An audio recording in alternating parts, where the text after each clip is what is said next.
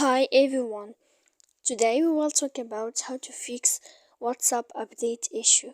To know how to fix WhatsApp update issue, you should just go to settings like this. You will click. After that, in this page, you will go to apps, default apps, app settings.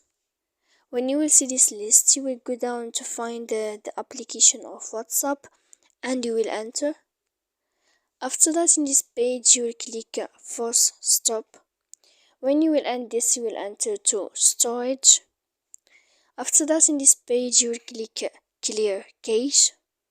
And when you will see you will end this, you will enter to, so you will go to click clear data. And after all that, you can update your application.